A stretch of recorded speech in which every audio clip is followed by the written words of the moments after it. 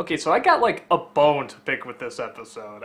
This is the episode The Great Divide, and I'll give you the rundown real fast. I mean, most of you know it, but you got this canyon called the Great Divide. Obviously, it's supposed to kind of be like the Grand Canyon, and these two different types of people, they want to cross the canyon. They've been warring and feuding with each other for years, but they both want to escape the Fire Nation. Well, there's only this one guy, this Earthbender, who can get them through the canyon, and he agrees to take them both through, and of course the three heroes are with them, and they're going through, and the Earthbender, he gets injured, because he says, don't bring food with you, and each of the sides assumed the other side would bring food, so it makes it okay for them to bring food. And the reason for this was because of this feud, or this prejudice that happened long, long ago between these two people, and there's a misunderstanding, and you don't know which side is true, and it's obvious, it's an obvious episode, but at the same time, they're sort of having fun with it. They're sort of playing with it like this, kind of clever fable where Aang says that, oh, I'm the great peacekeeper and stuff. I can find the middle with anything. And he's having trouble with these two groups of people. They're just not listening to reason. So he decides he'll separate them, have them go these two separate ways, and sends Katara and Sokka to go and find out why they're feuding. And they both get different sides of the story, and they get sucked into the side. That's really clever, and I like that a lot. And when it comes back to where they meet up, they all start feuding, including the brother and sister, and they start getting this great big battle with each other. I mean, where they're saying, let's fight to the death. And then more of these giant spider creatures. You should see these spiders. It's like a mix between a spider and a pterodactyl. I love them. But they come in, and of course they figure out they have to work together in order to defeat them. And then very clever kid show way of doing it, but very inventive the way they defeat them. Climb up the canyon. Everything seems to be okay, but they're still feuding. So then Aang tells them, he says, well, okay, this is... Wait a minute, this is about these two feuding people 100 years ago? And they go, yeah. He says, I knew those people. They were kids. They were like little kids. Yeah, and turns out the story is actually a very romanticized, exaggerated version of these two kids playing a ball game. And that's it. And that this whole battle and this prejudice and everything was just over these two kids feuding with each other the whole time. I mean, we're talking like toddlers, something like that. And they decide, well, that is an incredibly stupid reason to fight. Let's not fight anymore. Now, if the episode ended there, you would have had a really clever episode. It really dived into sort of prejudice and how stupid it can make you and how pointless it is half the time. And how much it makes things worse, and on top of it, it doesn't just say, hey, people who are prejudiced are bad, and they're just born that way, that's it. It looks at it from a different point of view of how did this get started, and how it can get twisted, and how other people can get sucked into it, and, how something so minuscule can turn to something so large if you let it, and so you had a really good story. Literally, the last, half a minute, fucks it all up, in my opinion. It just totally fucks it up. Aang looks at the two kids, the brother and sister, and they're like, how'd you know that story? Or did you really come across them? And Aang's just like, nope, I was lying. Tee-hee-hee, off we go. Bullshit! That is bullshit! Okay, so you're making this great big message about feuding and prejudice, and then by saying it's a lie, this didn't happen, you're pretty much saying that lying to fix prejudice is okay. And here's the thing. With lying, I'm not going to act like there's never a time to lie or that we're not going to need to lie. I try not to go extreme on stuff. There's always going to be exceptions to the rule. There's going to be times where you're going to need to lie. There's going to be times where you're going to need to tell the truth, and so on and so forth. But for me, lying should only be done if you're not clever enough to find a way to tell the truth properly. If you can't find that clever way to deliver this news. And so, or if you're not clever enough to find the answer to the problem. So, if Aang felt he had to lie, that's a stretch, but I could buy it a little bit more if he wasn't happy about it. If it's like, well, this was the only choice I had, and I feel really bad about her. What does this say about me as a monk? You know, the peacekeeping monk and stuff. I had to actually make something up. And no, it's just a funny little tee-hee-hee, off we go. It really, after I saw it, I mean, I sort of went in the shower, I'm like, did that make sense? Did that really...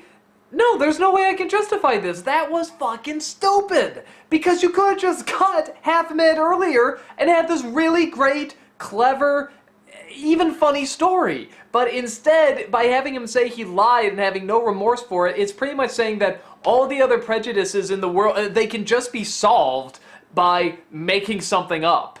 You know, and that's not cool. You know, as people, we don't want to grow that way. We want to learn what's wrong with ourselves and fix it and look inward and all that stuff, and instead, nah, just make it up.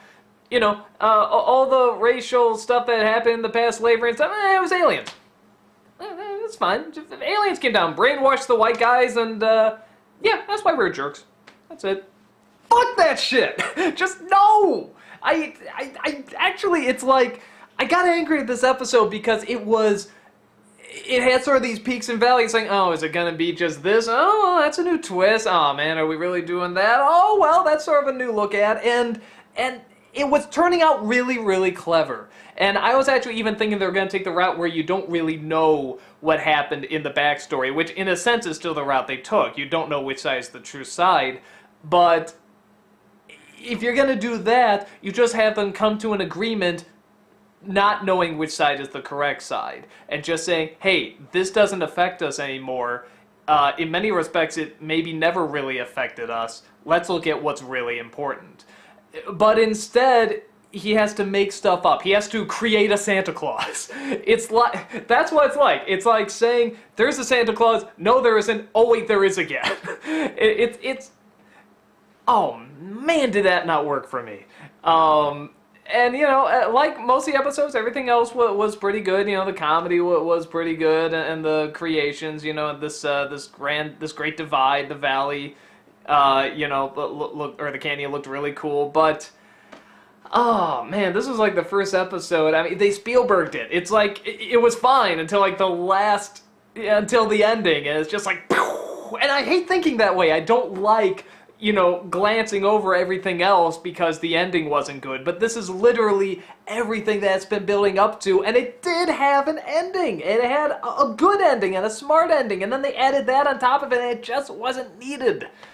And I was trying to get around, like, some sort of philosophical way that this ending can be justified, and I just can't do it. I just cannot justify that ending, especially for kids. Especially when you had 2 or 3 perfectly good other endings. I mean, you could have ended this even a couple endings earlier, but I like the route they went where Aang tells the story about the 2 little kids. Because I thought that was very funny, and that was a very good way of really hammering in what the message is. But then, no, you know what, if you come across, you know, a Klansman, a Black Panther, just make up a story. You know, say, a lion from Narnia came and was just like, you know, hey, dude, I just made you black and white because I thought the colors were cool, but no, you hate each other and that's bad. No, really, Aslan said that to me. And they'd be like, oh, okay. Okay, that story makes no sense, but it doesn't matter, neither does this! It just makes no sense! So, oh, God. I don't know, man. That ending pissed me off, because the rest of the episode was good. It was a legitimately good episode. You know, again, it doesn't seem like it furthered too much. You know, the one other thing I'll bring up, outside of that, you know my opinion on everything else in the episode, but one other thing I'll sort of ask about is that at the beginning of the series, they say they're going to go to the North Pole. That's ultimately where they want to go. And Aang says, but we have to drop by these 3 or 4 places here. Why? Oh, because I want to go penguin sledding here, I want to see this great sight, I want to see this, and tee-hee, ha-ha, we have the time. We're just going to learn, you know, the North Pole, and hey, again, it'll outwit the firebenders looking for us, so, you know, and he's a little kid, they're all little kids. Okay, now there's, like, a really distinct mission, like, holy shit, we gotta do this fast because there's a comet coming. And yet they're still going to, like, the Great Divide and stuff. Is that... Were they getting something there, or are they really still just making these pit stops to look at, to go sightseeing? Is that really what's going on? Unless I'm missing something, but there's a comet, man! And the Fire Nation's gonna take it, they're gonna blow up all your shit! And you see in the Grand Canyon, no! Making up stories, no! You don't do this, man, you don't! You're a monk! You're supposed to know better than this!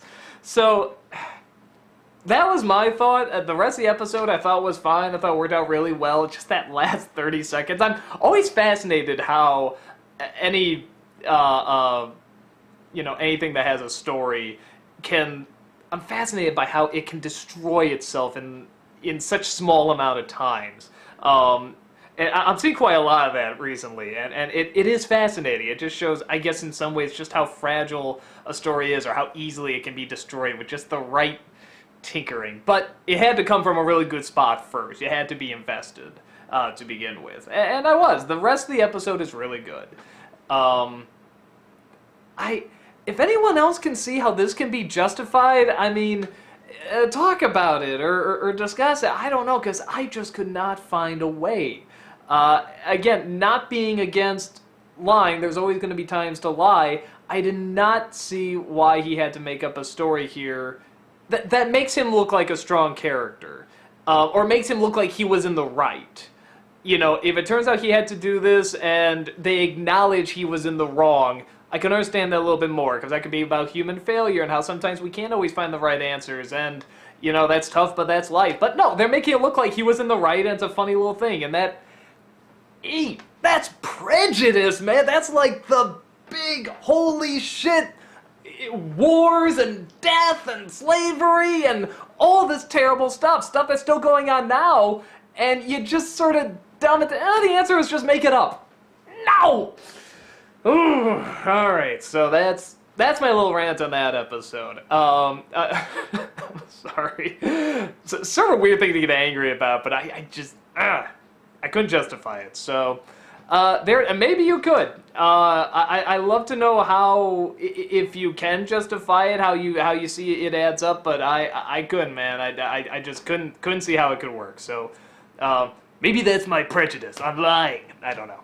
So, yeah, that's about it. Sorry, I couldn't like the ending more, but yeah, that's my 2 cents on it. Other than that, great episode, and as always, I look forward to seeing the next one. See you there.